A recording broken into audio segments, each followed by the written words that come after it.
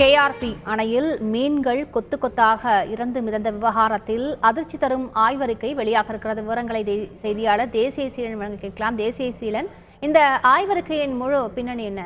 தேசிய சீலன். கண்டிப்பாக தென்பெண்ணை ஆற்றின் குறுக்கே கேஆர்பி அணை கட்டப்பட்டுள்ளது. 52 அடி உயரம் கொண்ட இந்த அணையில் ஆண்டுதோறும் தண்ணீர் சேமிக்கப்பட்டு இருபோக பாசனத்திற்கு தண்ணீர் திறக்கப்பட்டு வருகிறது. மீன்வளத்துறை சார்பில் அணையின் நீர்த்தேக்க பகுதிகள் மீன் குஞ்சுகள் வளர்க்கப்பட்டு குத்தகை முறையில் மீன்பிடித்து விற்பனை செய்யப்பட்டு வருகிறது. கிருஷ்ணகிரியைச் சேர்ந்த மீனவர் கூட்டுறவு சங்கம் மூலம் மீன்பிடி குத்தகைகள் எடுக்கப்பட்டு கடந்த 4 ஆண்டுகளாக மீன்பிடித்து வருகின்றனர். இந்த நிலையில் வடகிழக்கு பருவமழை மற்றும் கோடை மழை இல்லாத காரணத்தால் அணையின் நீர்மட்டம் 38 அடிக்கு கீழே சென்றது. இந்த நிலையில் 2 மாதங்களுக்கு பிறகு தற்போது தென்பெண்ணை ஆற்றின் நீர்பிடிப்பு பகுதி மற்றும் கிருஷ்ணகிரி மாவட்டத்தில் பெய்யும் மழையின் காரணமாக கடந்த 5 நாட்களாக கேஆர்பி அணைக்கு வினாடிக்கு 400 கன அடி வீதம் தண்ணீர் வந்து கொண்டுள்ளது. தற்போது வந்துள்ள தண்ணீரில் அதிக அளவில் ரசாயனம் கலந்து வந்ததால் கேஆர்பி அணையில் வளர்க்கப்பட்ட மீன்கள் கொத்து கொத்தாக செத்து தண்ணீரில் மிதப்பதாக மீனவர்கள், பொதுமக்கள் மற்றும் அனைவரும் புகார் தெரிவித்து வந்தனர். மீன்கள் அதிக அளவில் செத்து மிதப்பதாகவும் துர்நாற்றம் வீசுவதாகவும் புகார் தெரிவிக்கின்றனர்.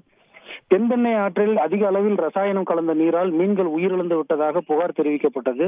இந்த புகாரை அடுத்து மீன்வளத்துறை அதிகாரிகள் கேஆர்பி அணை நீர்த்தேக்கத்தில் உள்ள தண்ணீரை சேகரித்து ஆய்வு செய்தனர்.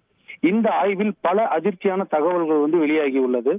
கேஆர்பி அணையின் நீர்த்தேக்க பகுதியில் உள்ள தண்ணீரில் வழக்கத்தை விட நைட்ரேட், அமோனியா போன்றவை அதிகரித்துள்ளது. இதனால் மொத்த காரத்தன்மை 600 மில்லி கிராம் இருக்கிறது. ஆனால் 40 முதல் 400 ppm வரை மட்டுமே இருக்க வேண்டும். இதன் காரணமாக தண்ணீரில் ஆக்சிஜன் அளவு குறைந்துள்ளது. இதனால் மீன்களுக்கு உகந்த வளர்ச்சி ஆதரவு இல்லாததால் மேலும் நீரில் மீன் உயிர் வாழ்வதற்கான மிகவும் ஆபத்தான பாதிப்புகளை காணப்படுகிறது என ஆய்வறிக்கையில் தெரிவிக்கப்பட்டுள்ளது. இந்த மீன்கள் வாழ்வதற்கான தன்மை இல்லை என இந்த நீரில் மீன்கள் வாழ்வதற்கான தன்மை இல்லை என அவருடைய ஆய்வறிக்கையில் தெரிவிக்கப்பட்டுள்ளது. இந்த ஆய்வறிக்கையில் மேற்கண்ட நைட்ரோட், அம்மோனியா அதிகரிக்க என்ன காரணம், எதனால் ஆக்சிஜன் குறைந்தது என்பவை குறிப்பிடப்படவில்லை. ரசாயனம் கலந்த நீரால் இவை ஏற்பட்டதா அல்லது அதிக அளவில் பாசி படர்ந்த காரணமாக நிகழ்ந்ததா அல்லது அதிக வெப்பம் காரணமாக நிகழ்ந்ததா என்கிற விவரம் ஆய்வறிக்கையில் குறிப்பிடாமல் உள்ளதால் பல்வேறு கேள்விகளையும் சந்தேகங்களையும் தற்போது எழுப்பியுள்ளது.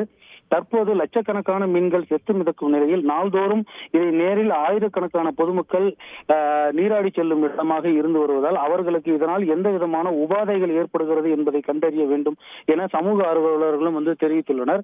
தற்போது இந்த மீன்வளத்துறை சார்பாக செத்து கிடக்கும் மீன்களை தற்போது அள்ளி வரும் பணிகளும் நடைபெற்று வருவதாக தகவல் தெரிவித்துள்ளனர். முழு விவரங்களுக்கு நன்றி தேசிய சீலன். செய்திகளை உடனுக்குடன் தெரிந்து கொள்ள உடனே சப்ஸ்கிரைப் பண்ணுங்க.